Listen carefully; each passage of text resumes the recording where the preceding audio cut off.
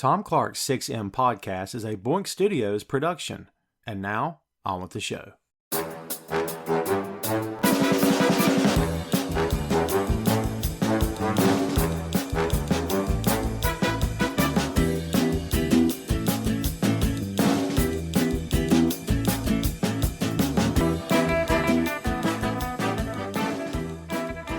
Hey, what is up? Welcome to Tom Clark's 6M podcast.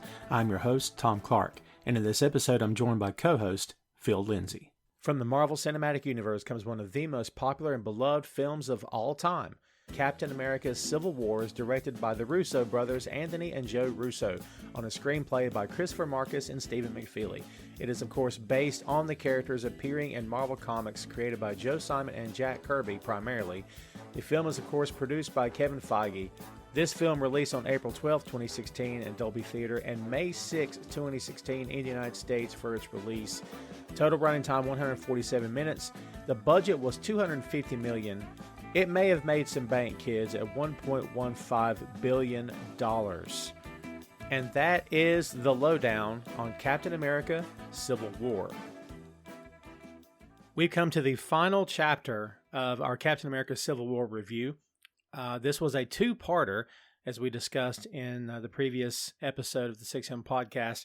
This was a very long episode when Phil and I recorded it, around 2 hours and 40 minutes, give or take. So we just split the episode in half, released it as a two-parter, and here you go. This is the final part. As we said in the previous episode, this movie has far-reaching effects on the MCU, and if you're an MCU fan, you know exactly what I'm talking about. This movie was felt for several movies to come, as well as streaming series on Disney+. The entire MCU at large felt the after effects of Captain America: Civil War. It's a big story. It's an important story. For my money, it's one of the best Marvel films ever made. Some would argue it's perhaps the best Marvel film ever made. I will leave that up to your discussion. You make the call on that, whatever your personal taste is. When last we left, our heroes, Winter Soldier, a.k.a. Bucky, of course, had been captured during the skirmish in Berlin.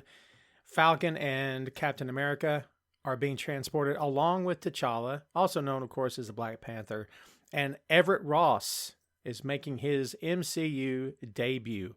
So there's where we left off at the end of part one. And now we're all up to speed. But here you go, kids. The final part, and enjoy, of Captain America: Civil War. There's a line here from Natasha where she says, for the record, this is what making things worse looks like, which is great. They're leading Steve into a room. Tony is there, and he's on the phone. He's on the phone with Ross, and he and Steve come face to face. Ross wants them prosecuted, and the shield and the wings are property of the government. Sam says, that's cold. Tony responds with, warmer than jail, which is pretty good. In the midst of all this, we see a delivery van pulling up. We don't know where it's pulling up to. It looks like a power plant. We don't know what's going on there, but we'll find out later. Tony shows Steve pins from his dad's collection as an olive branch, so to speak. He asks about Pepper, and Tony says they're taking a break, basically. Steve, heartfelt, says he's sorry that he didn't know, because he is heartfelt, because he's freaking Steve Rogers. He means everything he says. Tony references Iron Man 3 and the Avengers in this conversation in Age of Ultron. Steve talks about knowing Howard Stark. Tony says he knew all about it. His dad mentioned it 1,000 times, which is a fun line. Dude, at this moment, I'm watching these two guys, and even now, Tony is trying not to be all like that. He's still trying to be Steve's friend. And it's like, at this moment, I realize, God, I really want John and Paul to get along. I really want them to be on the same page. But they can't, for lack of a better pun, come together. But, dude, it really feels like Tony's trying his best here to do the right thing. Is doubt starting to creep into Tony's head just a little bit when we get to this scene, maybe? There's so many things. Again, this is a Captain America movie. Everything that he uses to plead with Tony is based off of what Steve knows about his dad, based off of their relationship in the first movie. I thought bringing the pins from FDR was a great way to try to reintroduce signing the Accords and do it in a way that ties back to politics. man, and there's certain things that he says here that almost makes me feel like, is Tony trying to parade his dad into this to try to manipulate Steve into signing? It almost felt like that in some points of the conversation. But again, I think he was just trying to reach him, because I think in some Yeah. ways Tony was looking at it like, look, I don't think you realize how bad this can get. I want to fix this. And the part where it really hit me that that's what he was doing is when they started talking about Wanda, and that's the part where if Steve was going to sign again, he might have had like a brief second where he picked up the pen and he was like, okay, you might be right. But then when he mentioned the Wanda stuff, he was like, God, Tony, like, what are you doing?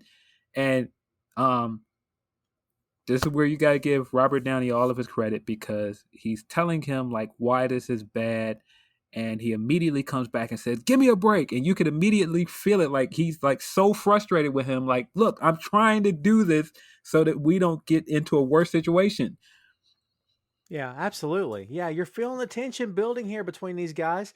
And when Cap finally starts to give in, it kind of feels like, well, Tony, I'm trying. Like the only reason he was trying was because Tony was making a fair argument. And he even tells him, the right thing has to be done here. He says, we transfer Barnes to a facility stateside, a mental hospital. We transfer him there, not to a prison. And he's telling him all this stuff, and like it sounds good. And he's like, look, this thing can be amended. We just gotta let the press blow over, let the signing blow over, then we can amend this thing later. And because he's like, I want assurances. And then, like you said, he tells him about Wanda. It screws the whole thing up. He says, doing what has to be done to stave off something worse. He says, you keep telling yourself that. And he leaves the room. Dude, can you see Tony's point of view here? Are you still, I'm firmly on Cap's side no matter what Tony says? Because I can really see where Tony's coming from here. I could see his point, but I also feel like he's trying very hard um, to, how do I put this? You can see in this scene that Tony understands how bad this can get if they don't sign the Accords. And I don't get the feeling that he necessarily thinks that the Accords are completely the right thing to do. Mm-hmm. I think that he's trying to go along with it for now and then try to work with them later. But I don't think that he realizes by getting into bed with them now, he might not be able to fix it later. Um, and it's the same notion as him trying to create Ultron. It's like, well, if I do this now, it'll amend things that I'm losing sleep over.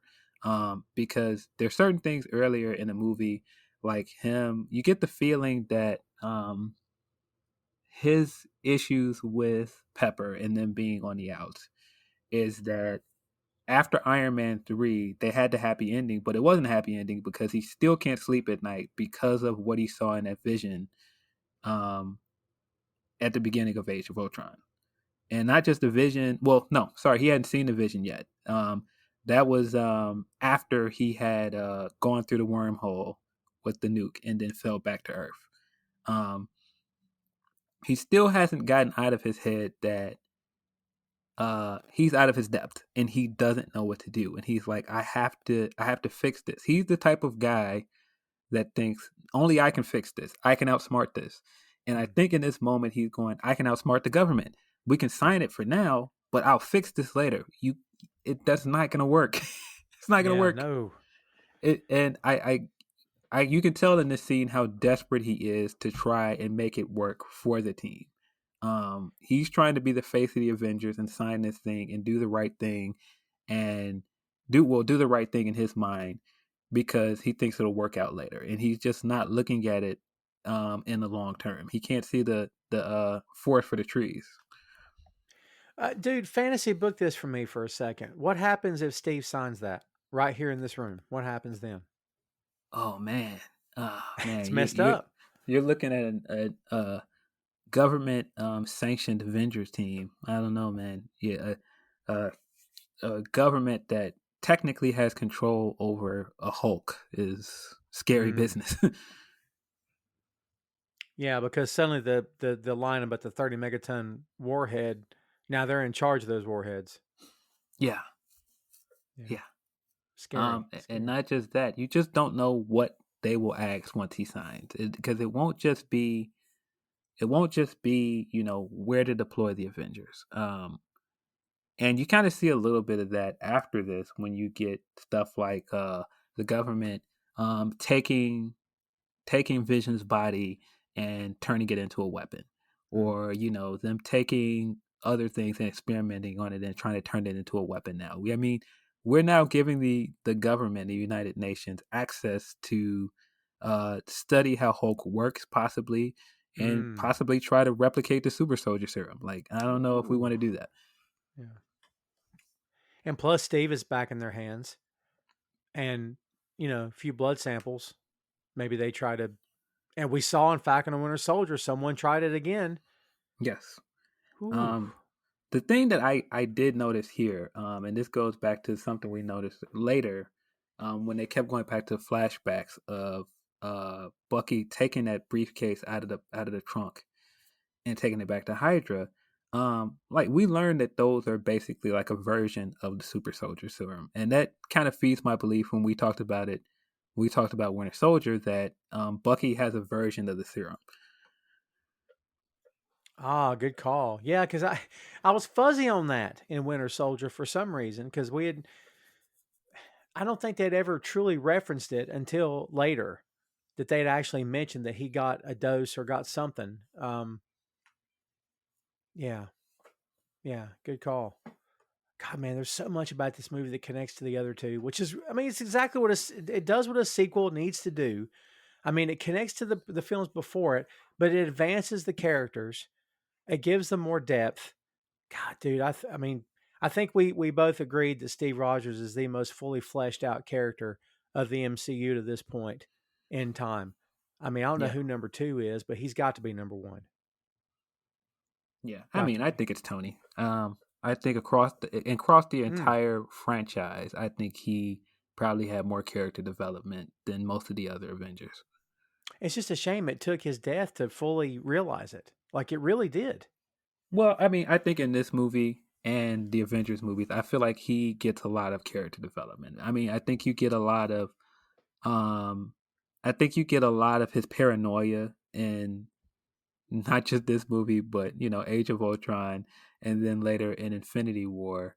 But the way that they set it up in a way that it makes sense for him to have like real PTSD and tie that to a guy that is a narcissist that thinks he can fix everything. Yeah. Yeah, I think he is probably one of the more fully fleshed out characters. Yeah. I agree with that. I just think they did such a magnificent job with Steve and his journey. And these films are so good. Watching these three back to back to back is just, man, it's just the most fun. It's such good stuff. Um, so we know what happens next, kids. Zemo shows up. He's masquerading as the doc who is questioning Bucky. We see that the delivery man had arrived at a power plant. The goal was to set off what we assume is an EMP that knocks out the power to the surrounding area, which means, of course, it's going to give Zemo the opportunity to read the book, to once again activate Bucky to become the Winter Soldier. Bucky knows what's happening. He tries to fight it, but he can't. Zemo finishes the activation and he becomes the Winter Soldier again. He stands up and he says, "Soldier," and he says, "Ready to comply." He says, "Mission report, December 16th, 1991," because he's wanting to find out what's going on, and I think he maybe already knows, but he's trying to get it validated from the source.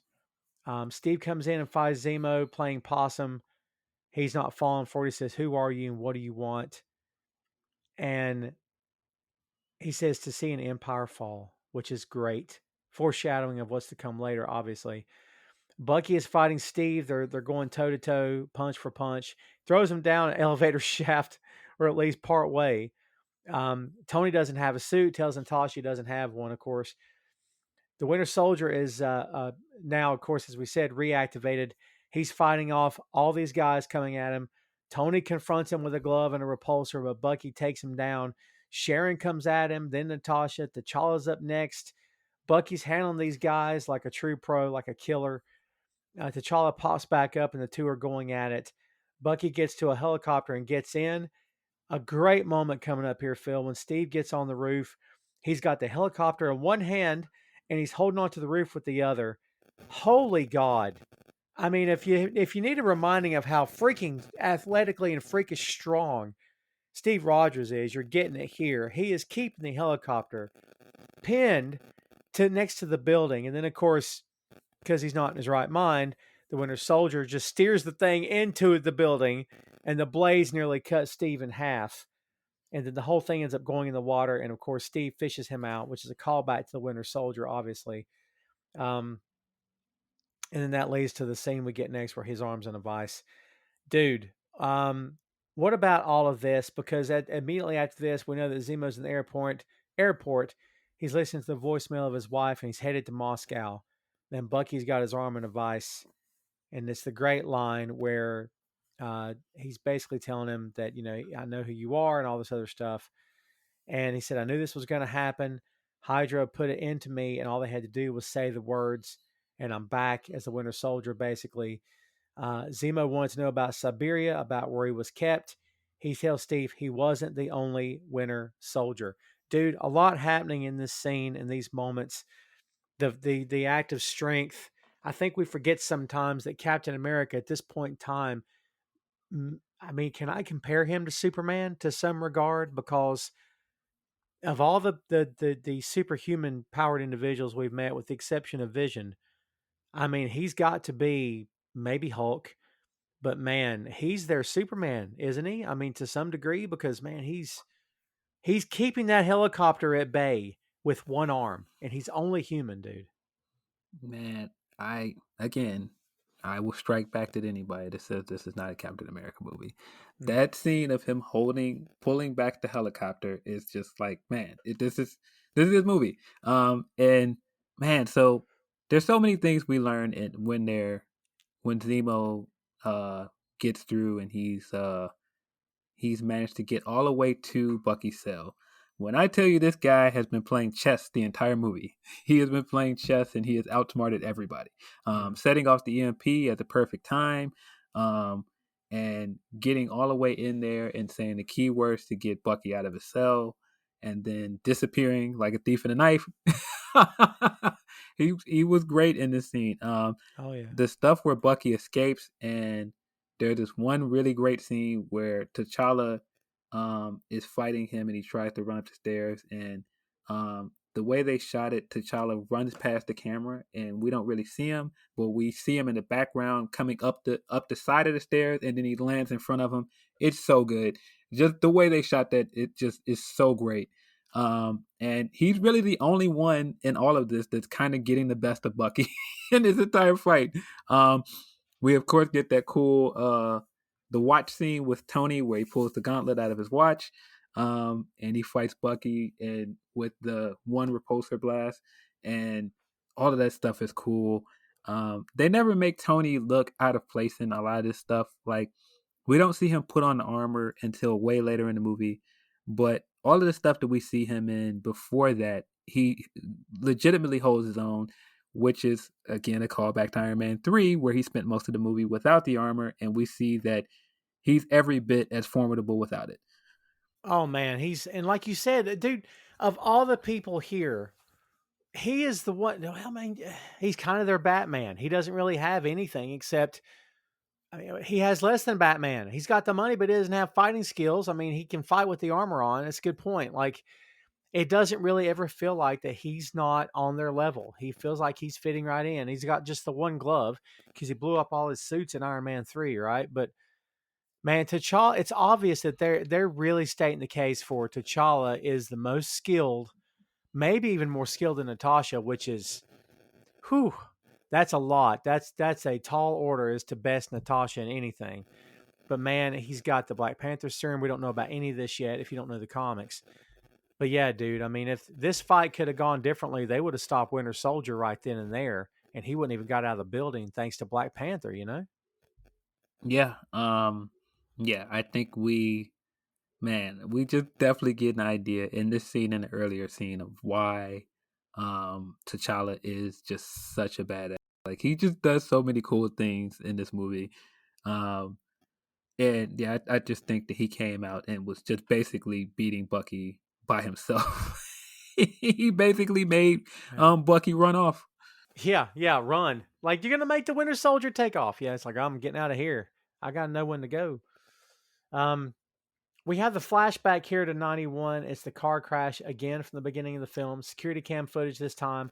And then the case being taken from the trunk because Bucky is telling Sam and Cap about what's going on with the Winter Soldier program.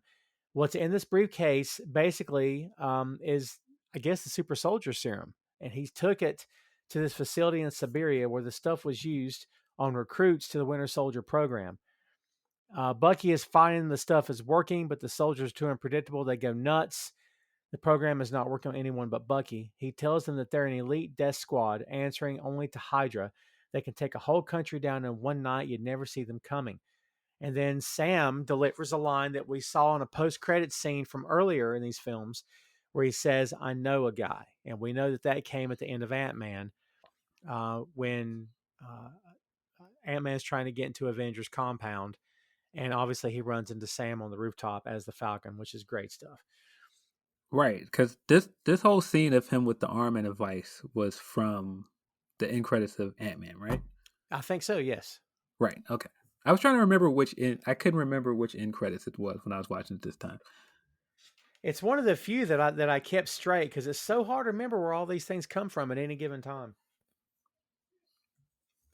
But yeah, that's where it came from, and the fact that he's calling Ant-Man back into this film is great stuff. Yeah, I'm all about it, kids. As we said, there's a whole bunch of Avengers in this film coming up. We get to see Ant-Man, which is really good stuff. He tells, of course, as we said, he tells Steve he knows the guy. We see Ross and Tony are talking, and Ross is putting special ops on the operation. If it comes to it, Cap will be killed. Flat out says it. Tony says he won't be saved with boys and bullets. He wants to be able to bring them in. Ross says, I'll give you 36 hours. Natasha says we're understaffed. And Tony says, be great if we had a Hulk right about now. Is there any shot? She says, you really think he'd be on our side? Which obviously, as you said earlier, he wouldn't, obviously. She says, I have an idea, and it's downstairs. Tony says, I have an idea too. And then we get the music. We go to Queens. We get to see Tom Holland for the first time as Peter Parker. We see Tony hitting on Aunt May on the couch, which is a whole movie by itself. We never got enough of that because that's a good old-fashioned date flick right there. He says, you've been getting my emails, right? He's winking like crazy.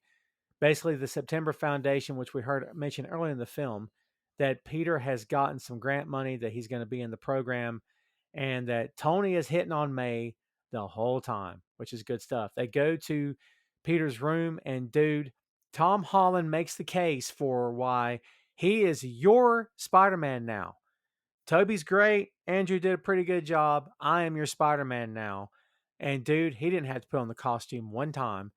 And he did it in the way that Marvel always does it. He did it in the actual character itself and not the guy in the suit. He sold me on it. I don't know how you could be a Spider-Man fan and not be sold on this guy. The conversation he has with Tony is freaking great. He tells him that the tensile strength of the webbing is off the charts. Peter says, I manufactured it. He tells him that, spider sense has been dialed to an 11. Tony's offering him an upgrade. He says, why are you doing this? What's your MO? He says, because I've been me my whole life and I've had these powers for 6 months. I would love to play football, but I can't because you're different. He says, yes. He says, when I can do the things, we can do the things I can, but you don't. And then the bad things happen. They happen because of you. He's trying to look out for the little guy. And dude, that seals it for Tony. And again, as I said, this seals it for anyone watching why Tom Holland is going to be the best Spider-Man you've seen since Tobey Maguire. Maybe ever for some people. Dude, what a way to introduce this guy in the MCU. This is great stuff. Man, but see, this is why I said they had like a very tall task of introducing two, big name characters in this movie. And they did a great job of letting you know just how cool Black Panther is and adding this mystique to him to get us interested in his solo movie. But at the same time, Spider-Man is a flagship character. You don't have to go into his origin. Everybody knows the origin at this point. Everybody knows the character. But what's always important is introducing us to Peter Parker first and getting us to like Peter Parker. And I feel like in this scene, Tom Holland is a perfect Peter Parker. I mean, just him saying with great power comes great responsibility without saying it in that speech was perfect.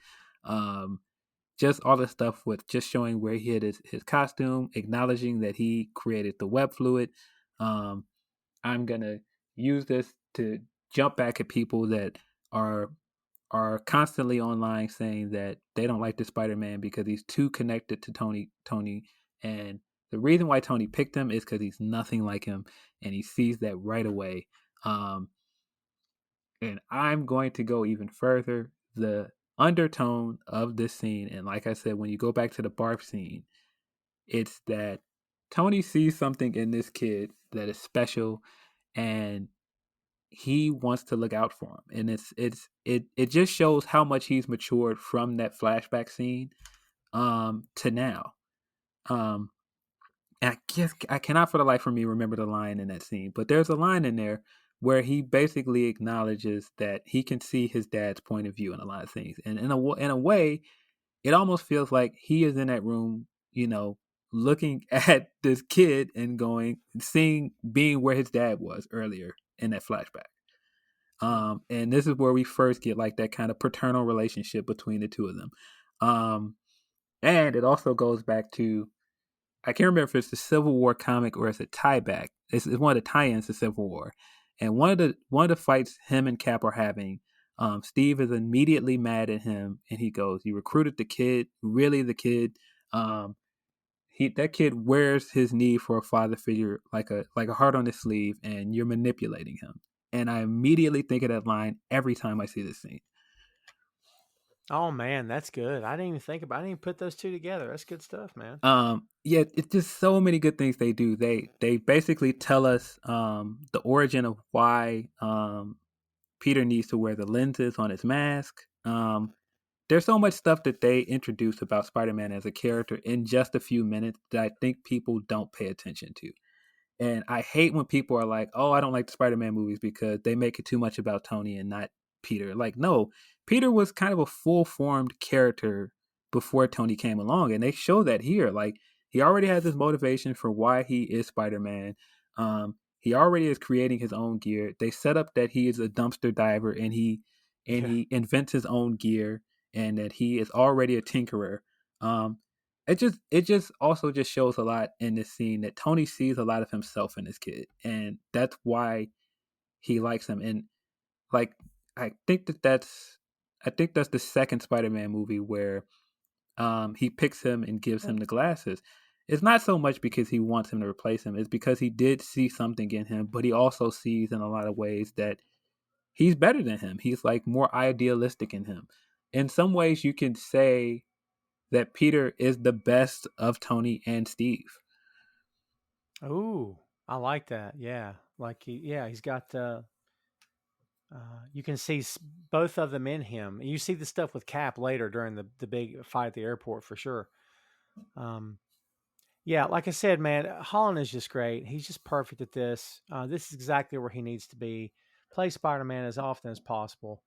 Um, yeah, God, dude, I love this kid. He's so good. Um, a lot of stuff is going on after this. This is when the movie really starts to get thick because we know the big fight's coming up. We saw it previewed in the trailers to the movie and everything that happened after that. I mean, this is the big Act 3 is really going to come around. It's going to be all the Avengers going at each other, obviously. Um, we get the scene coming up that you referenced earlier when Clint comes for Wanda, which is great stuff. The way that she stops Vision from stopping Clint. Um, the line that Clint gives about stretching, he knew he should have stretched, which is great because she's like, "What are you doing here?" He said, "Disappointing my kids," which is so freaking perfect. Um, because we know that Stark is taking Peter to Germany with him because he needs help. Again, for the big fight coming up, we know that Sharon shows up under the bridge to give Steve his gear back, Sam's wings, Steve's shield, and his suit. And this is where Sharon kisses him. And of course, the line we referenced in Winter Soldier between Sam and Bucky here is when he says, "Can you move your seat up?" And he says, "No." So he just slides over because this relationship these two guys have for the next few years or so. Um, Sharon kisses him. They're both smiling at him from the car, which is freaking great. And everything, Phil, this is where the ball really starts rolling downhill fast because we get the big fight at the airport. Dude, there's so much to talk about in these scenes. This could last a whole other hour. But this airport scene is just the best. So many pairings that are going on here. The fight scene itself, Spider-Man's introduction. We got Tom Holland actually in the suit. He shows up. He does not say the words, hey, everyone. That did not happen. He actually does. He says it later. He just utters Was it. it later he said it? Because I thought he said, hey, everybody or something. I'm like, that's not what he says in the trailer. He says, hey, because like in the trailer when they first introduce him, he lands with the shield and he says, hey, everyone. They do the underoos scene and everything the same. But him saying, hey, everyone comes after he had that entire back and forth with Tony. Yeah. And dude, him calling him underoos is the best because like Tony's natural state of being is to mess with people. He's clever. He's witty. He is freaking smart as crap. And again, his natural sense of humor is to just mess with people. He's not trying to like put anyone down or belittle them or anything. It's just the way he talks. But he's just, he's got to be the John Lennon of these two because he's the one whose humor is sort of, biting, satirical, clever, and witty. I mean, Paul's witty too, but it's a different kind of humor. But yeah, of course, Steve is Paul because he's the mama's boy. Yes. Man, you say that like it's a bad thing. Come on, man. No, but that's their relationship. Right. Yeah, that's good. Yeah, man, like we said, so many pairings going on here. Oh, it's exhausting, but in a good way. Ant-Man shows up. He's starstruck by Cap. Calls him Captain America. Never just calls him Cap. Never calls him Steve. Yes, sir, Captain America. I believe this belongs to you, Captain America. When he's got the shield. Dude, so many great one-liners, so many jokes going on here. I can't get enough of this stuff. This whole fight scene is so worth the price of admission. They're pulling their punches. I mean, Natasha and Hawkeye are for sure, and Scarlet Witch even calls them out on it. I mean, dude, there's so much going on here. If these two sides really wanted to kill each other, they could have. I firmly believe that. Somebody could have died in this. Yes. But dude, no one here is trying to kill anyone. Subdue, maybe. Stop them in their tracks, sure. But the only one here that's out for bloodlust is T'Challa. He's the only one. No one else is trying to kill anybody here. Man, the brilliant way that they made this movie is making this seem like this fight was going to be the centerpiece of the third act. You get the feeling like this is going to be like the main conflict. And like, it really, as crazy as it sounds, is this big flashy fight scene is really set dressing for the conflict later. It is really just really smart that they did it this way. Man, there's so many things you could talk about in this. As a Spider-Man fan, just seeing Spider-Man in a fight scene with the Avengers will just never get old for me. I didn't think we would ever see that on film, let alone on film with Black Panther as well. I just never thought we would see that. There's a scene where you see War Machine flying through, and like the camera pans out, and you can see Spider-Man is hanging onto his back. Come on, man. It's just so fun to watch. It's just like, and I mean, I don't know if you guys can tell, I'm an enormous Spider-Man fan. So just seeing him there is just like, it just would never get old. Of course not. His monologue back and forth with Falcon and Winter Soldier inside the airport. He's like, dude, you have a metal arm? That's so cool. Like, or him trying to turning into a complete nerd over the wings, like, are those carbon fiber, and trying to figure out what they're made of. He just stole the show in most of these parts of the scene. Of course, the exchange between him and Steve, where, I don't know if people noticed this, not only that they give us a with great power comes great responsibility scene, they gave us a Peter Parker trying to lift heavy things. And Yes. If you don't read comics and you don't know that this is a Spider-Man trope of him trying to will a big heavy thing over his head, and that's why it was so important for them to go to the Steve comment right after that and go, "You've got heart, kid." Oh man, he says, "Where are you from, kid?" He says Queens, and Steve gets that smile. He goes Brooklyn. It's so good. It's so good because and dude, when that moment happened, I said in my notes, I've got I didn't get enough Steve Rogers and Peter Parker on screen together. I could have stood an hour of this.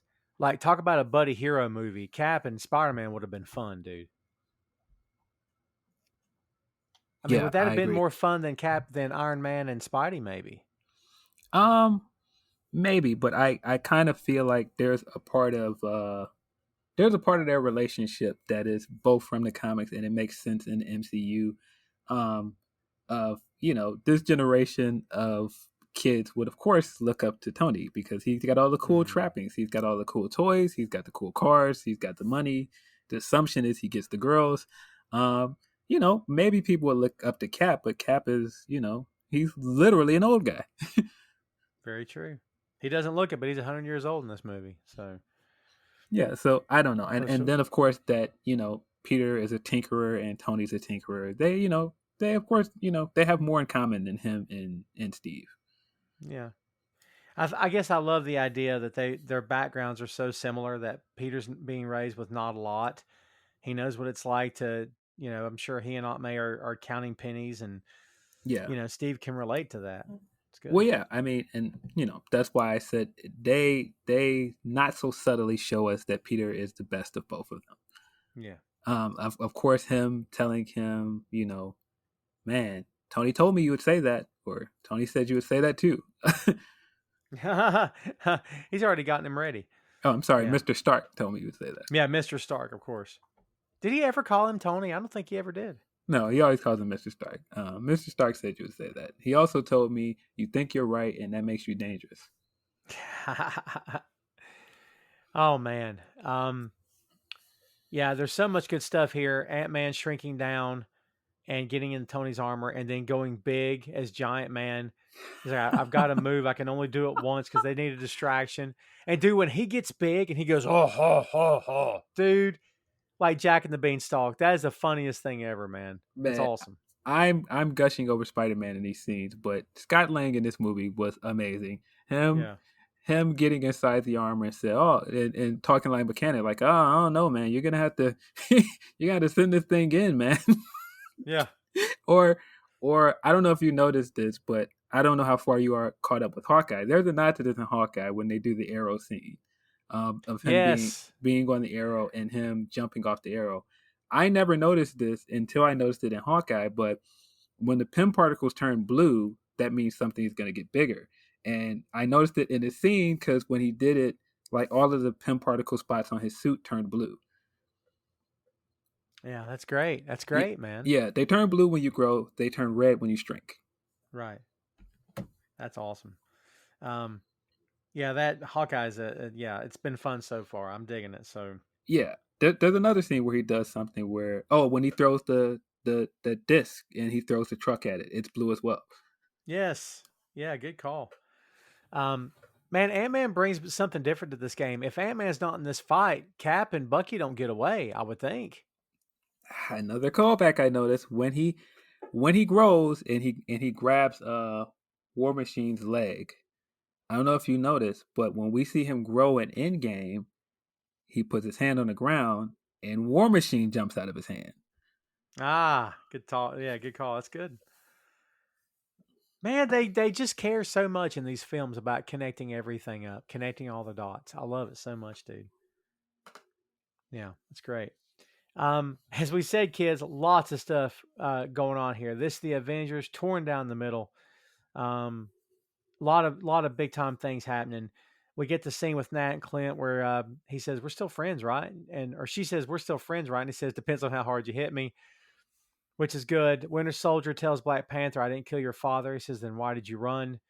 Everybody's got a reason to be fighting. The differences of opinion is one thing.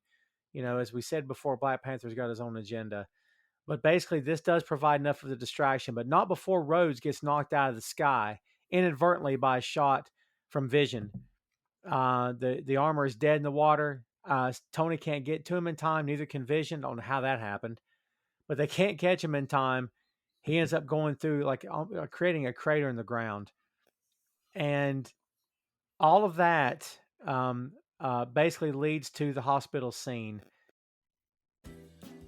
Tom Clark's 6M podcast is sponsored in part by Radius Law Group. Every day, Radius helps individuals, families, small businesses, and nonprofit organizations throughout North Carolina, Florida, and Pennsylvania resolve their legal issues by providing effective legal counsel in the areas of estate planning, as well as elder law and Medicaid. Radius Law holds the radical belief that working with a lawyer can indeed be enjoyable. So give them a call at 1-800-519-5667 for more information and tell them that Tom Clark's 6M podcast sent you. All right, so we get the scene where Cap and Bucky are on their way. He's telling Bucky, what you did all those years ago wasn't your fault. Bucky says, I know, but I still did it. And then, as we said before we get the hospital scene, Rhodes is in there. Vision tells Tony he became distracted, which is all kinds of messed up. And then Nat and Tony are there, and she's telling that Steve won't stop. And Tony is just so full of himself, so full of ego. And she calls him out on it, which she should. This is not the time to have ego, obviously. And he tells her that Ross is coming for her. She says, I'm not the one that needs to watch his back. Well, he threw a very low blow at Natty when he brought up her being a double agent. And she immediately responded in turn with that by getting mad at him and bringing up his ego. Man, the great thing that I noticed with the scene where Vision is distracted, it just goes to what I was saying earlier and how every member is in some way compromised. Vision is confused because he's now having feelings for Wanda, which should make sense because he's a robot. And he doesn't know what to make of that. So of course, him in the scene of him saying he was distracted, he doesn't have an answer for Tony because he doesn't know what's happening to him. I mean, even the Wanda stuff, Wanda is the wrote the book on being being emotionally not into a fight. We've seen that in every single appearance she's been in the Avengers movies. She has the most emotional baggage out of any character on the team. But yeah, when Rhodey gets hit, I think it's very cool that everybody tried to save him. It's not just that Tony tried to save him. They all tried to run and save him. And this made me think of Infinity War when everyone got dusted. The guy that Rhodey was calling and looking for was Sam, because Sam was the guy that came looking for him after he got hit by the laser. Yeah, good pull, man. Dude, I thought Rhodey was dead when he hit the ground. I thought I thought he was dead too, because we kept seeing that that scene in the trailer of him holding War Machine, and we didn't know what had happened. So I thought he was dead too. The way he landed looked really bad. But yeah, I thought this did a good job of showing that, they're just on different sides of a conflict, but they're not enemies. But again, that's why this scene, all of the airport stuff was so good at setting the scene dressing for everything that would happen later. Dude, had Rhodey died in this film, you don't get Tony to come back from that. I don't think he comes back from that. Maybe not. Maybe not. I don't. But I also feel like there's a theme throughout this movie about grieving, and I feel like that's a big part of both sides of this conflict. You've got Tony still internally grieving over his parents. Steve is grieving over Peggy without really saying it. It's just a big part of this movie. I mean, really, a big part of Peter's story without them ever mentioning it is him grieving over Uncle Ben. Ooh, wow! I wouldn't have pieced that together, but it makes sense. I mean, they don't mention Ben in that scene where he he says that, but we know where he learned that lesson because we know his origin. Yeah. And there's a part of why he connects so heavily with Tony, and he bonds with him so hard in the Avengers franchises because, of course, he doesn't have parents and his uncle died. Yeah. Yeah, like a lot of other characters, he's looking for that connection that he doesn't have. He's trying to establish, establish it with someone. I mean, Tony's the one he ends up establishing it with. Yeah, and that's why I don't agree when people are like, "Oh, well, they never bring up Uncle Ben in any of the MCU Spider-Man movies, and it's a missed opportunity." I don't think that that's true because I think Ben's shadow looms very heavy over all the movies. They just never mention him by name. I don't think that he would have. I don't think that he would have taken Tony's side if Ben did not pass away. I think it's such a big part of Peter's character. And they, of course, don't mention it because we know his origin. Like, they don't have to show Ben dying for us to know it. We already know his origin. Right. Yeah, as we said in our, I think it was the Spider-Man 2 episode, we talked about, you don't need to see him die again. It's not necessary. Yeah, they haven't given us a flashback, but there's so many things they've done without mentioning Ben that make us think about Ben. And if you don't pay close attention, you might miss it. But that speech he gave to Tony is absolutely something Ben would have told him. Yeah, no doubt about it. No doubt about it. Well, as we say, kids, there's a lot of stuff going on here. And then when Rhodey hits the ground, we think maybe that's the end of it, but it's not. We know that he's got a lacerated spinal column. He's going to have paralysis of some sort, and we know it's looking bad for him. So what we get is Tony landing at the raft, and in the midst of all this, Zemo has arrived where he's going at the facility in Moscow where the Winter Soldiers were trained, and he sees the soldiers inside, locked in suspended animation in each of their chambers. So, again, as all this is happening as well, we're coming to find out that no, it was Zemo that was behind this all along, and Friday, who is the AI that Tony built into this suit, is telling that Zemo is Sokovian intelligence. He ran an organization called Echo Scorpion, which is a kill squad. And the authorities have found this mask, and it's linking him to T'Chaka's assassination, making him look like Bucky. Tony has figured it out. He knows what's going on now. And again, as we said, Zemo's landed at the facility first. Tony's landing at the raft, and this is where they've got Cap's people locked up at. Ross is not happy with Tony. This is Thunderbolt Ross, actually. He walks in and he sees Nat, Clint, Scott, and Sam locked up. And then, of all the people to have a conversation with, he's going to have it with Sam because it makes the most sense. He uses his watch to knock out the signal of the video and tells Sam they only have a limited amount of time. He knows Bucky didn't do it, that he was wrong. And Sam tells him where Cap is, but he says you have to go alone and go as a friend. So Tony gets out of there. He gets in what we presume to think maybe it's the only suit of armor he has left. And he is followed, unbeknownst to him, by the Black Panther in a jet. And Cap and Bucky are already there. Tony has shown up. There's a great moment between he and Cap. He calls the Winter Soldier the Manchurian Candidate, which is a nice little link to this guy's character and everything that he's gone through.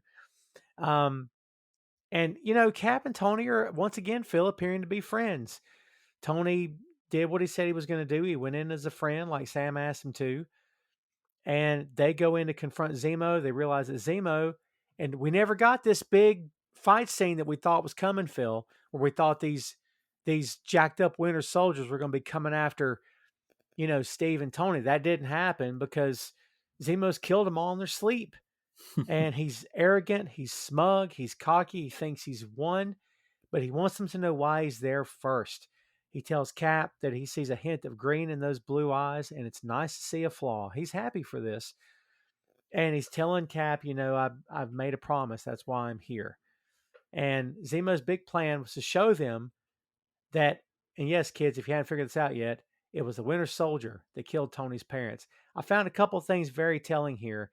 Is that when Tony began to watch the footage, Cap looked at Tony before the footage, and so did Bucky, because they both knew that Bucky killed um, Tony's parents. Now, I have to say, did you see? Tell me, did you know this in specific is where they were going with this? No, of course, with the first time I saw it, this twist completely got me. I did not know this was coming at all. Yeah. Watching it this time and knowing it was coming, I noticed so many more things about it. Um, but all the way back at the raft when Tony comes in, I love that Hawkeye calls him a futurist, which is something Tony calls himself in the comics a lot. Yes. Um, I love that callback. I love the conversations he had with all the Avengers that were in jail. Um, and I love the fact that they brought up the raft. And the fact that Thunderbolt Ross would, of course, would be the head of the raft, which is tied back to the comics as well. Um, there are several things in this movie that, as a Black Panther fan, I was like, oh, that's this or that's that. Or like when he walked out and we saw the Dora Milaje for the first time, I was like, oh, it's the Dora Mm, Milaje. And then when he's following Tony in a Talon Fighter, um, I was like, yes. we actually saw a Talon Fighter. Um, but all the way to this and him, this movie did such a great job, like I said, of setting up things. And really, if you doubted that this is a Captain America movie, like I feel like the final act of this thing told you right away that this is a Captain America movie. Um, Him coming in, they came in and Zemo monologued a little bit, um, and this is a kind of a tie back to Winter Soldier, where uh the best weapon on the field in the first movie was a super soldier. That's how America got ahead of the other of its opponents of having Cap. They had the ultimate weapon. Um, Mm, Now everything got flipped on its head in the future because when Steve got to the future, um, he's not the ultimate weapon anymore. And we saw that in Winter Soldier that now that, they use espionage or they use other means, whether that be cyber warfare or whatever else, of getting an advantage. In this movie, we see straight away that Zemo is not Red Skull. He does not idolize Cap. He looked at him right away and he's like, oh, there's a flaw. Uh, yes.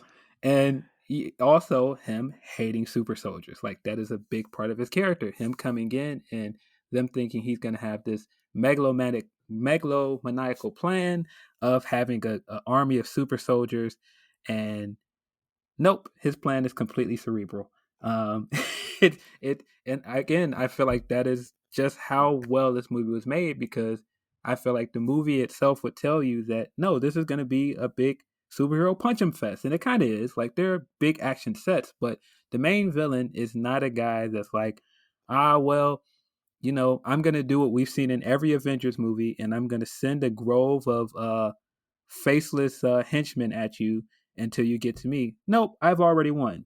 My plan has already gotten all the way to the end. Now I'm just going to show you this tape to show you that I've won.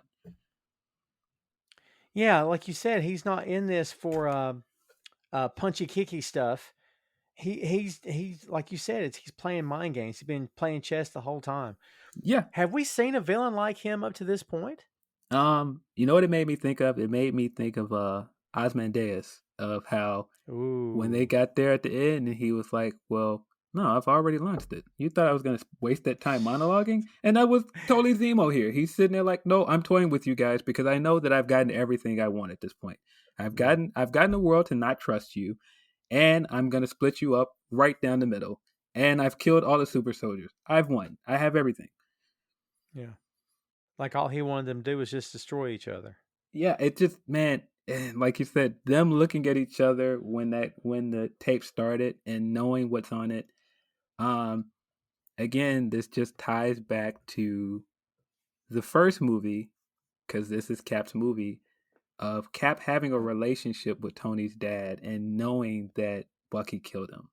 Um, and there's so much of that I didn't think about the first time I watched it, but having watched all three movies now and knowing what their relationship was in the first movie, and just thinking about it, like, oh man, it's not just that he killed Tony's dad; it's that he killed somebody that idolized Captain America in Tony's eyes. And you even get that line earlier when he's like, I hated you growing up, because he talks about you all the time. Yeah. And so when it gets into the fight between them and Bucky, it's not just that he's fighting Bucky because he's trying to avenge his parents. It's like, no, my dad idolized you and you're protecting him. Oh, man. And, again, we could, like the airport scene, we could talk that to death. We could talk this fight scene to death between Cap and Tony. But what sets it off for me is when Tony and RDJ gets all the credit in the world for the way he tilts his head and he looks at Chris Evans and he says, "Did you know?" And dude, that guts you. Because I don't expect Steve to say yes. Oh man, but then again, there's so many great things about this, because this is the first time that we see Steve lie, and it's just like, oh Oh, no, like, did you really know? And he was like, it wasn't him. And he was like, don't give me that shit. And I was like, oh. yeah, he lies to him. I didn't think about that in those terms, but he totally did. And he says yes. Oh, man. Terrible. Yeah, but see, again, this is why they did such a great job in this movie. It's not, it's not so much that they made Steve's side look that much better, but if you were on Steve's side the entire movie, at this point when you realize that he lied, it's like, oh no. Yeah. And it just Like shows you we, how compromised that all of them were. It's just like he's doing all of this. And that's why I said, all of this goes back to grieving, because he's not over the way his parents died. That's very clear. yeah. And I mean, you can't get more worse in any form of fiction than killing someone's parents. Like that, for most superhero movies, they save that for the main villain of the movie. So doing something as irredeemable as killing his parents is just the last straw for Tony. Mm. And it's not just that. I also go back to Steve as grieving over Peggy, because I do think that he is that gung ho to protect Bucky, because he's always been his friend and he's the guy that Yeah. knows him best. But he's also, it also goes back to a line he said earlier in the movie, where when he said, "When I came out of ice, I thought I had nobody and I had Peggy." But it isn't just that he had Peggy; he also had Bucky, and that's why he's trying to protect that so much, because that's all he has left from his past life. Yeah. Yeah, you're right. He's got nothing else. There's nobody left. Everybody he knew besides Bucky is dead. Yes. Um, whew. They yeah, dude, when he says to him, ask him if he knew, and then the fight starts, and the fight is gut wrenching to watch for a lot of different reasons. But dude, and I've referenced this in other podcast episodes before, the fact that Marvel is so good at taking the guy that you wanted to hate, and there's every reason in the world to hate Zemo. Zemo killed a lot of people to get to this point. He allowed a lot of people to die to get to this point. He may not have pulled the trigger on a lot of people, but he allowed people to die in order to get to this point. He is the one that caused the explosion. Yes, he killed people. Yes, he's a bad guy. When you see him on that mountaintop, dude, with T'Challa, that's gut wrenching as well. I mean, he basically tells you in the scene he killed T'Chaka, because Yes. he was in the disguise as Bucky.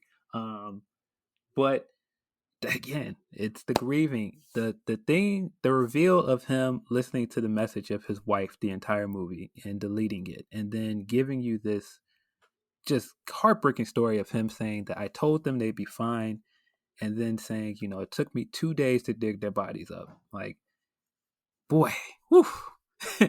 Some very, very dark stuff. Um, but it immediately reminded me, when my mother passed away, I used to call her. And I knew she wouldn't answer, but I would just let it go to her voicemail, and I would just listen to her voicemail. And so it's just such a real thing to think that this is the last voice message I have from my wife, and so I listen to it every day. Um, Mm. and so that's why I'm like, grief is such a big theme of this movie. Um, and to have Black Panther be kind of like the voice of reason at the end of this, like, you're gonna let them kill each other over their grief, and I'm letting my grief and my need for vengeance do the same thing to me, and I'm done doing that. and he was getting ready to kill himself, and he goes, "I'm not gonna let you do that. I'm not done with you." Yeah. Um, and almost saying in so many words that, you know, it sounds crazy, but no, you don't get to um end your life because of your grief. Like you still live on after that.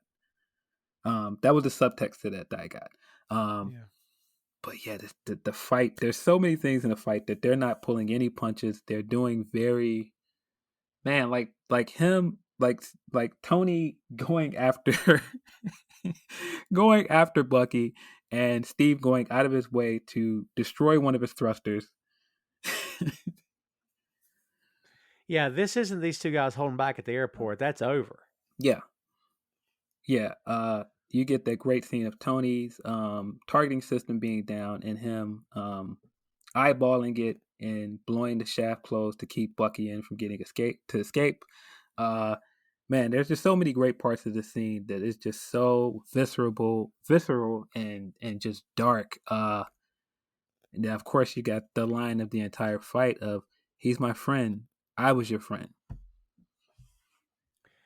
Yeah, and he when the fight is finally over, the line he gives him when he's talking about the shield, and because well, the other line when he says he's my friend, and Tony says so was I. That's gut wrenching in and of itself. And then Cap has to deliver the customary "I could do this all day," which is great. It never gets old for me. I still love it. But when Tony says to him, "That shield doesn't belong to you. You don't deserve it. My father made that shield." And so Cap leaves it. He just drops it. And it's always heavy. But man, it seemed a lot heavier in that moment. Maybe heavier than it ever had. Maybe up until the moment that John Walker used it to kill someone in broad daylight. Like there's moments when that shield is incredibly heavy, metaphorically speaking. And in this scene, the way it hits the ground, holy God, dude. Yeah, I mean, oh man, and we of course get that we get that scene earlier in the fight where they reference the cover of, I believe it's Civil War #6, where Tony's using the repulsor on the shield. Um, Yes. man, such a great fight. Just heart wrenching fight. Um, Yeah. and yeah, you're right. When he leaves at the end, he tells them like he shames them because I think at the end of the fight, Steve knows he did what he needed to do, but he feels deeply ashamed of it. And I think it's not just that he told him like my dad created that shield. I think that in some ways he feels like he lost sight of why he started carrying it, Oh, yeah. Good pull. and Good that's pull. why I'll he buy that. left it. And you know, I just don't think that in some ways he felt like he deserved to carry it anymore.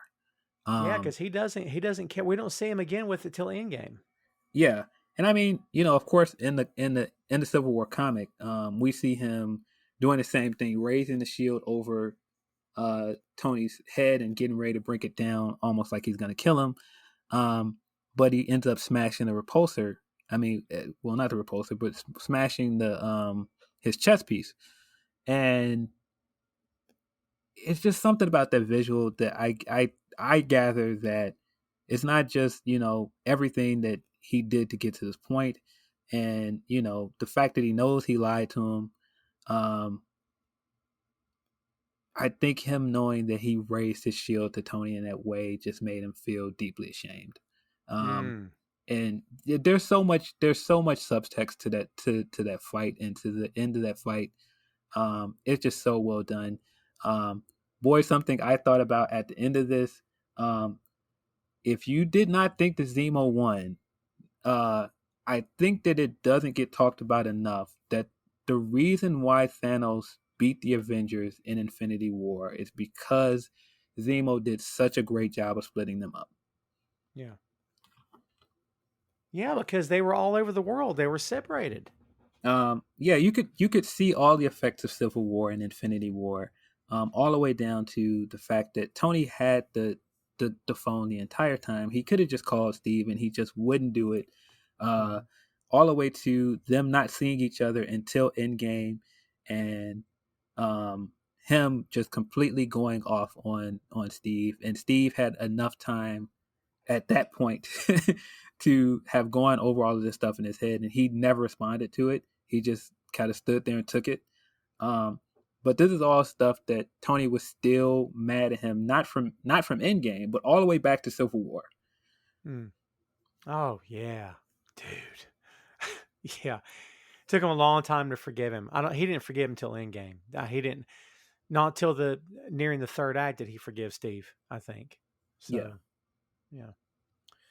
But yeah, man. As we said, this is the fight to end all fights, and when everything's all said and done, we get the great scene as we're trying to bring a little bit of levity back to this film and the way everything ended here, but because we get the Stan Lee cameo when he's got a package and he's looking for Tony Stank, which is great. Oh, because Rhodey's like, yes, he's right here, Tony Stank. Thank you for that. It's so Tony good. Stank. Man, that we needed that levity of after Rhodey. We get like the visual that Rhodey's really paralyzed, and he has taken the worst of this from the fight at the airport, and he's still sticking to his guns that I know that this is the right thing to do. Yeah. I like that there, and Phil, one of the things that the MCU gets criticized for oftentimes, there's no consequences. There's never any consequences. There's no price to be paid. I disagree. I think that, Rhodey they could have said, well, we magically implanted this thing in Rhodey and he's okay. Nuh-uh. He's going to be walking with the help of electronics for the rest of his life. I don't know why anybody would think that there are no consequences. I mean, even all the way back to the fight when Tony is beating down on Bucky and he's like, "Did you even remember?" And he's like, "I remember all of them." Oh, what a line, dude! And like he's living with that for the rest of his life too. Yeah. I think they do such a great job of letting you understand why Tony finally is over the line and he's willing to go as far as to kill Bucky. But you have to feel bad for Bucky, man, because he really did not mean to do it. Like he might not have had a relationship with Tony's dad like Steve did, but he knew him. He was there. They were all a part of the same fight. And that's why I'm like this. I don't see how you could not see this as a Captain America movie, because it all has so many ties back to the first movie. Yeah, so many callbacks. It's crazy. I love the letter. The letter is what arrives in the package because Steve is old school. He ain't texting this stuff. I was just saying, there's no phone call. He's going to write him a letter. And he sent him a flip phone. Yes. He sent him a smartphone. He sent him a flip phone. Which we see in Infinity War, which is awesome. The letter goes as follows. Tony, I'm glad you're back at the compound. I don't like the idea of you rattling around a mansion all by yourself. We all need family. The Avengers are yours, maybe even more so than mine. I've been on my own since I was 18. I never really fit in anywhere, even in the Army. My faith is in people, I guess, individuals, and I'm happy to say that for the most part, they haven't let me down, which is why I can't let them down either. Locks can be replaced, but maybe they shouldn't. I know I hurt you, Tony. I guess I thought by not telling you about your parents I was sparing you, but I can see now that I was really sparing myself, and I'm sorry. Hopefully one day you can understand. I wish we agreed on the accords. I really do. I know you're doing what you believe in, and that's all any of us can do. That's all any of us should do. So no matter what, I promise you, if you need us, if you need me, I'll be there. And then as we're hearing this letter being read, he's showing up at the raft. Sam smiles and Cap steps out of the shadows as if to say, hey, buddy, let you and me get out of here. Because that's what he's going to do. He's going to bust him out. The mid-credits scene is T'Challa taking Bucky and putting him back in suspended animation. Because in Bucky's words, they're trying to find out how to get this thing out of him. The post-credit scene is Peter opening up the tech of the suit that Tony gave him. And then we end with the tagline, Spider-Man will return. And man, that's a lot to digest. But the movie began perfectly and it ended perfectly. This is one of the best Marvel films ever. It's good. Man, it is. Man, of course, Steve, man, even when he does something, like I said, that was the first time we've seen him lie. And he couldn't just let that stand. He had to break the ice by being the first one to um make contact again by sending the letter. Um Mm-hmm. and yeah, I mean, you can make the argument that, that wasn't going to fix it, but he at least attempted. Um and man, that's why we believe in Captain America. That's why we believe in Steve as a character. And Yeah. just for the fact of he knows that these guys followed me into this to help me with Bucky, and really, especially Sam. Sam followed him from day one, and he's like, "No, I'm not gonna let my guy rot in that jail. I'm gonna reward his faith in me." Yeah. And you know, in any good relationship, one of the two of you is always going to be the peacemaker. One of the two people is going to make a move. Dude, with me and my wife, it's always me. I am, dude, I can't leave the room. I have a problem with that. I'm not saying I'm good at confrontation, but I don't run from it. So, like, I like to, let's talk it out right now. Let you and me talk it out. I do that with my wife. I do it with friends, with close family members. Let's talk it out right now. Don't leave the room. Don't wait till tomorrow. Let's hash it out now. I don't want this on my head tomorrow or tonight. I'd like to sleep. Let's figure this out now. And if I have to be the one to make amends, I'll come to you first. Like, I don't have a problem doing that. But like you said, that's Steve. He can't just let it lie because that's not his nature. He wants to fix things. I mean, he and Tony are similar in that regard. They're similar in more ways than they probably believe they are. But like Tony tries to fix things in other ways, but Steve wants to fix this as well, you know? Yeah, I do think they did a great job throughout the movie of showing, why they both made big mistakes throughout this movie. It wasn't just Tony making mistakes, it was him. It was really everybody. Everybody made their own mistakes that came back to bite them really, really badly in Infinity War. And that's why their biggest loss, their biggest failure as a team hit so hard, because they all made big mistakes before that. Yeah.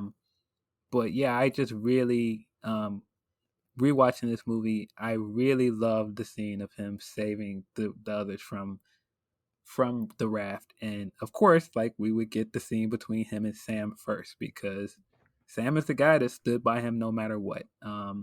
In every scene. I mean, when he decided I'm gonna go after Bucky on my own, Sam went with him. When he went to London to Peggy's funeral, Sam went with him. Sam was always been by his side. Yeah, dude. Oh, dude, there's no one else to give that shield to. It just makes sense. I mean, yeah, he was with him. Yeah, dude, I, again, talk about things that weren't explored enough for my money, for my taste. We didn't get enough of Sam and Steve together. We got them in two different films. Well, I guess more if you count the last two Avengers films, obviously. So we did get quite a bit, but there's moments when it feels like, man, I could have done with the whole series of these two guys. Like they just feel like such a great team, such a great tandem. One complements the other.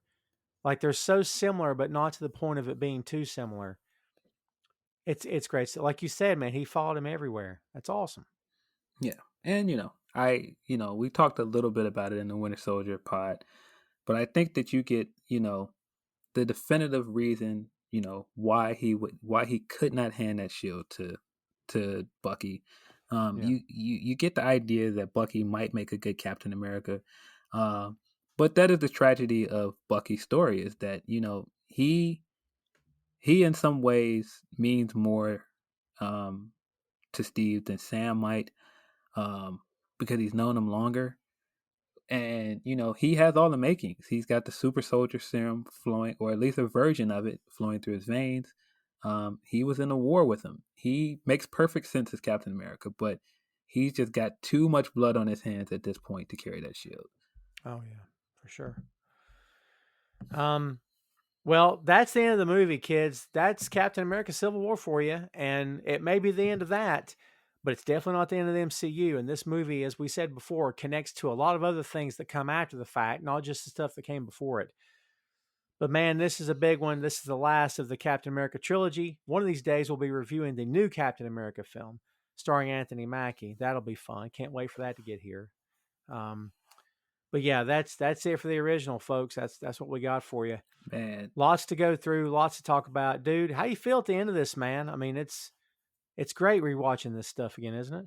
it is. if I had the fantasy book Steve coming back at any point, I would love for them to wait all the way to the end of Captain America 4 when Sam does something great. He wins the day and he's on the news and you see somebody reading the newspaper and it's Steve. He drinks his coffee, puts his newspaper down, and puts his money on the table and leaves the diner. That's the last time we see him.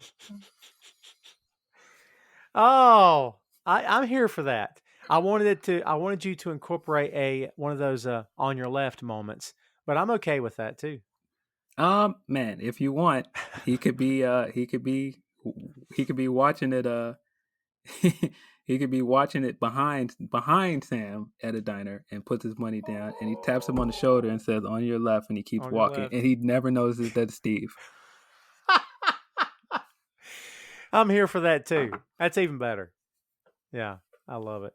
And they're so smart in this universe, and they're so, man, those moments when you're watching something or listening to your favorite album or watching your favorite show or reading your favorite book, and you're like, how in the world did they nail this? How are they so good at this? Nothing quite like perfection. And I that's a big word. I get it. And entertainment's subjective, folks. I get that too. But dude, they just do so many things right in this universe. And I don't put it past them to nail that moment. I think we'll see that. Yeah. And I think that'd be great. That'd be awesome. Yeah, I mean, man, I don't know if you noticed, but the main Trinity, at the end of all of their trilogies, they all lose something. Tony, of course, lost the repulsor in his chest that was keeping the shrapnel from killing him. He got there moved in Iron Man 3. Tony left his shield, and of course, Thor lost Mjolnir. Very good. And Thor lost his home planet at Ragnarok. Yeah, I mean, Thor basically lost everything. Yeah. But all of their trilogies kind of leave on a dour note. They all leave a lot. Like, I mean, Tony has maybe the happiest ending out of the three of them, but he still is clearly dealing with PTSD and all these other things by the end of that movie. Yeah, really. Oh, such good stuff, man. One of the things that we love about this universe, folks, and I know a lot of people out there, I'm sure, are on the same table or on the same page with us when we say this. This is a flawed universe. The hair is nice, the teeth are perfect, and the skin, the complexion's great, and the bodies are sometimes beyond belief, and all that stuff's true. But man, these characters are messed up. Like Tony Stark should have a great life. He does not have a great life. Peter Parker should have it made. His life got worse when he got bitten by the spider. Cap should be, the epitome of Mr. Boy Scout, happy all the time. He's a man out of time, and everybody he knows is dead. I mean, these people are not better people for having their abilities or having their circumstances. Their lives got worse for the most part, and their entire existence now is finding out ways to deal with what they have to deal with. Because it's like, in a roundabout way, it's like people who say that, these people whose UFO cases sound pretty legit, where they legit saw something, they're rattled to their core. They spend the rest of their life not wanting to talk about it. They don't get interviewed by the paper. They don't go run into the Sci-Fi Channel. They don't want to talk about it. It screws with them, messes with them. Yeah. Like, it's sort of the same way with the Marvel Universe. These people are not better off for having powers. They're worse. Yeah, I would argue what makes the Captain America trilogy so good is that it humanizes Cap in a lot of ways. I mean, you go all the way from knowing where he came from in the first movie, and then the second movie, and getting him a man at a time, and then this movie. Man, I just think like you get the origin of him starting an army, then you get how he deals with being a part of Shield, and then you kind of get how he deals with being an Avenger. It just does such a good job of fleshing out who he is, and that's why I said it's so important the first time we see him make big mistakes, because like he's just seen as in a lot of ways to be like a flawless character. Like he's if your analogy is Superman, like he's truth and justice in the American way, and he's invulnerable, and we get to see him be very emotionally vulnerable in this movie. Yeah, for sure. Well, as we said, folks, it's a big movie. If you've not watched in a while, we highly recommend you go watch it again because it delivers every single time.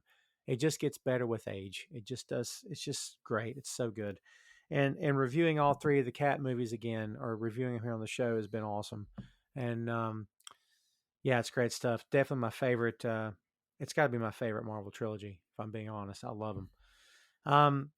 Well, there we have it, folks. Phil, let's try to take this thing home, my friend. What's your last word on Captain America: Civil War? I feel like this was the best way to end what I feel like is the best trilogy in the MCU, possibly the best comic book trilogy there is. Man, it's not very often I say this, but I believe that the Civil War movie is better than the comic. That's a good one because there's a lot of issues. But I don't know if I'll say it's better, but I'll say that it's different and that it hits you in a different way because the connections are different. It's still the same characters, but the way you connect to them in the MCU is a little bit different, maybe than the way you connect to them in the comics. But yeah, I agree with that, man. I do think it. Um, I can see the argument that it's better than the books. For me, it's different, but no, dude, I can't argue that this is the best um, MCU trilogy I think they've done to this point. I love this film. I hate it in some regard because it does bring about the hatred or the growing tension and the disillusion of the Avengers until we see them again. By the time we see them again, it's all going to crap. But they managed to bring it back home. But yeah, dude, I love this movie. I love the forces behind it. I love the characters on the screen. I gush about this stuff, but it's who I am. So I just can't get enough of it. So we'll see what the future holds, kids. MCU stuff is still on the way. Thank goodness. We got more coming. And as we said, when we get to review the Captain America film starring Anthony Mackie, you can better believe there'll be a 6M on it. And those that'll be a fun show for sure. Those will be fun times. Can't wait till we get there. But in the meantime, that is Captain America: Civil War. Hey, thanks for listening to the show. Check out our social media on Twitter, Facebook, and Instagram at 6M Podcast. We'll see you next time.